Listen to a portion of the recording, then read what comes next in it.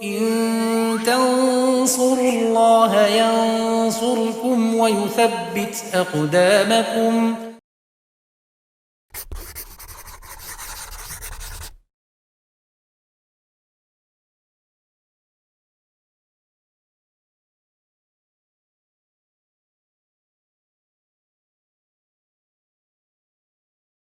Bismillahirrahmanirrahim. Alhamdulillah wassalatu wassalamu ala Rasulillah wa ala alihi wa sahbihi wa man tabi'ahum bisanin ila yaumiddin, amma ba'd.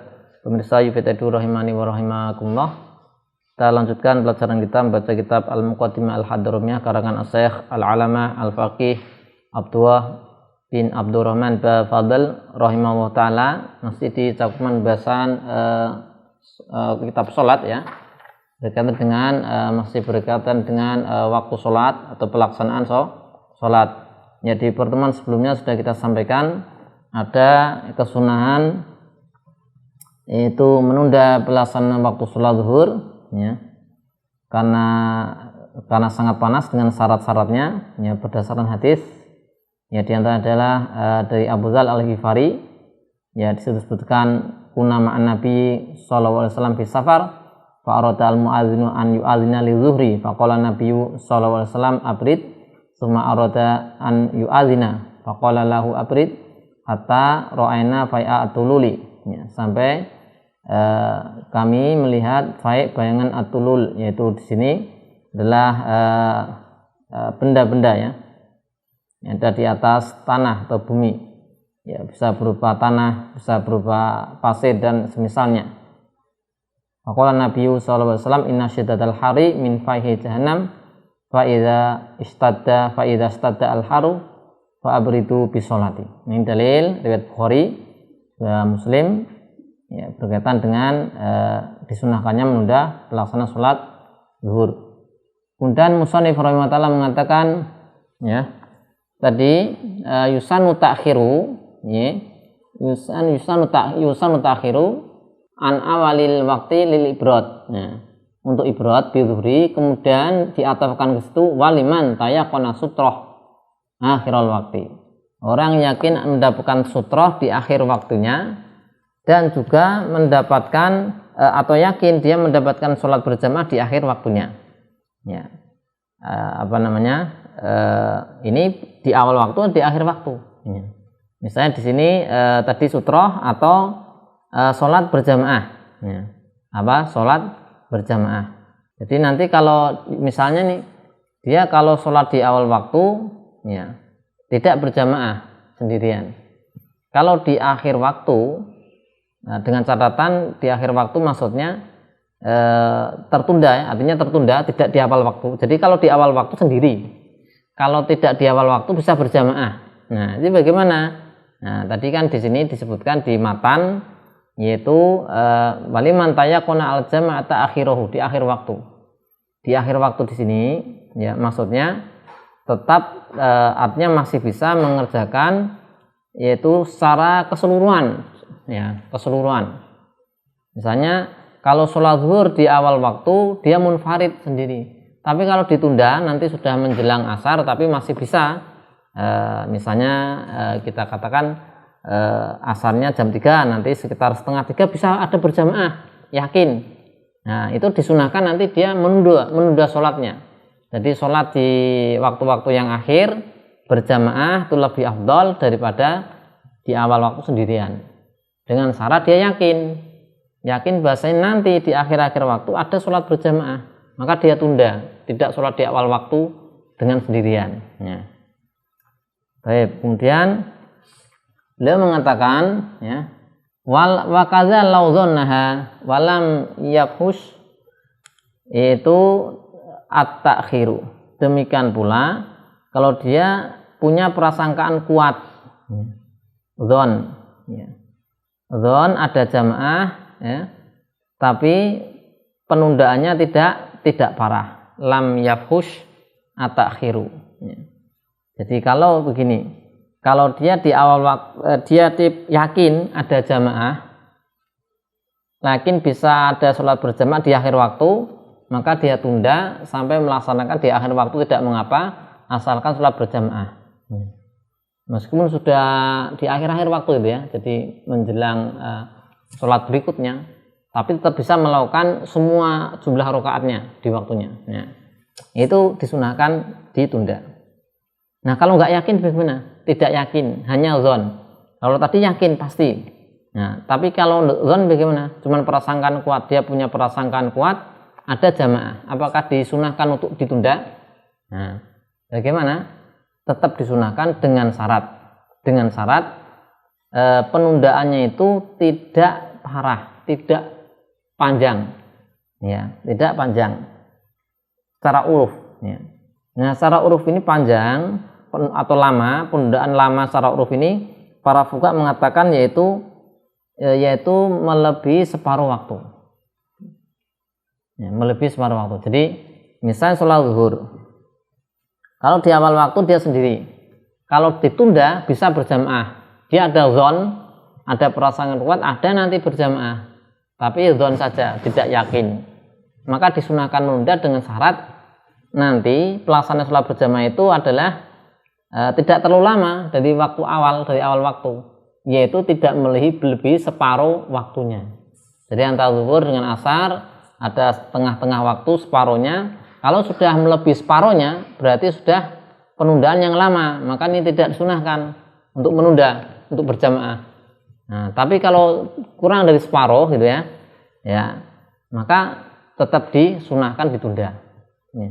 Meskipun zon. Tapi kalau yakin lebih dari separuh tidak mengapa. Yang dia yakin.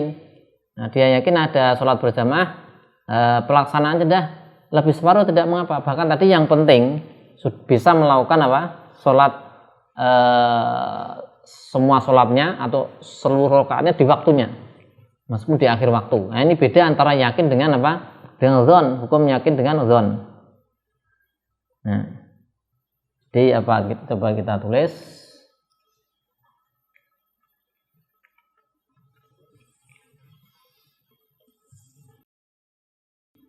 Itu takhirus shalah ya.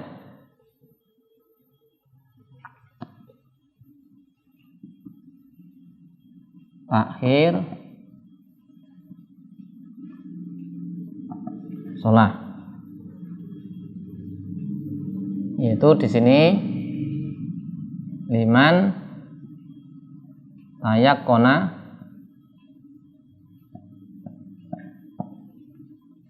al jamaah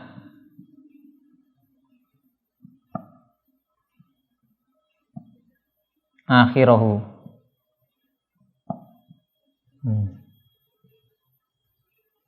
Kalau kemudian yang kedua liman zonnaha kembali ke jamaah zonnaha walam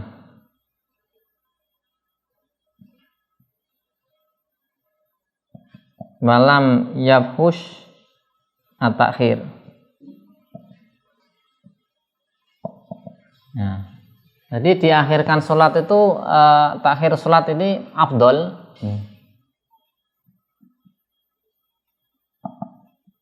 Min takjil di awal.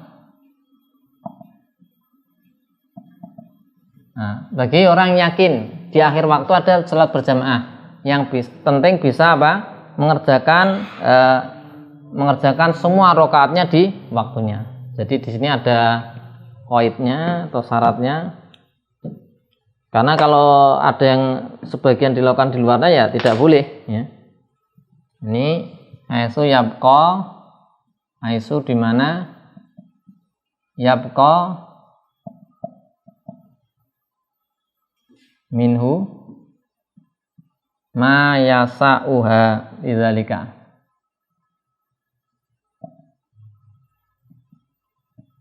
Nah, tapi kalau zon, zon juga disunahkan untuk mentakhir dengan catatan pengakhirnya tidak parah, tidak lama. Disebut lama kalau sudah separuh ini yahfus ini dobitnya dobtuhu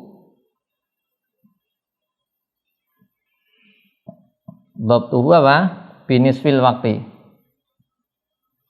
binisfil waktu. Nah, kalau sudah takhirnya melampaui separuh maka tidak disunahkan, ya. Harus kurang dari separuh karena dia dzon. Jadi beda nih ya antara dzon dengan yakin. Ya, lihat di sini dia tayakon. Ini dzon beda ya hukumnya. Kalau dzon ada qaidnya, tidak parah takhirnya. Parah adalah melebihi separuh. Kemudian kalau yakin tidak ada qaidnya. Yang penting bisa melaksanakan semua rakaatnya di waktunya. Itu sudah disunahkan nanti untuk ditakhir. Baik, kemudian tadi disebutkan dzon. Nah, bagaimana kalau syak, maka tidak disunahkan. Ya, tidak disunahkan untuk diakhirkan secara mutlak.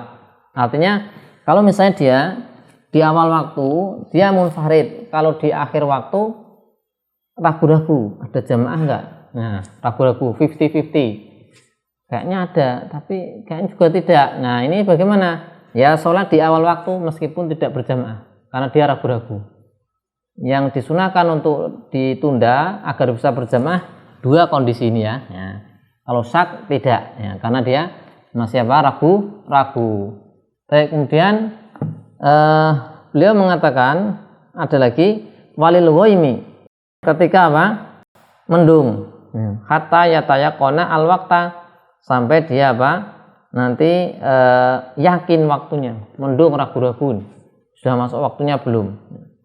Nah, di sini disunahkan ditunda sampai yaitu yakin sudah masuk waktunya, atau sampai dia sampai dia nanti khawatir ya, terlewatkan waktunya. Nah, kalau sampai seperti itu maka ya nanti dilakukan sholat tersebut. Yakin ini tadi ghaim, karena mendung sampai dia yakin masuknya waktu, misalnya dia melihat matahari, atau nanti jadi dia tunda dulu, masih mendung, tunda. Biar ditunda biar yakin. Nah, yakinnya dari mana? Ya lihat matahari. Yakin dari mana? Ada orang yang bisa dipercaya memberikan kabar informasi bahasanya sudah masuk waktunya. Nah, kemudian beliau mengatakan di lanjutannya, waman sholla rakaatan fil waqti fahiya adaun. Barang siapa sholat di waktunya satu rakaat maka dihitung ada. Jadi sholat itu ada yang qadha. Ya. Kalau ada itu artinya dilakukan di waktunya. Kita sholat zuhur di waktu zuhur belum masuk asar, namanya ada.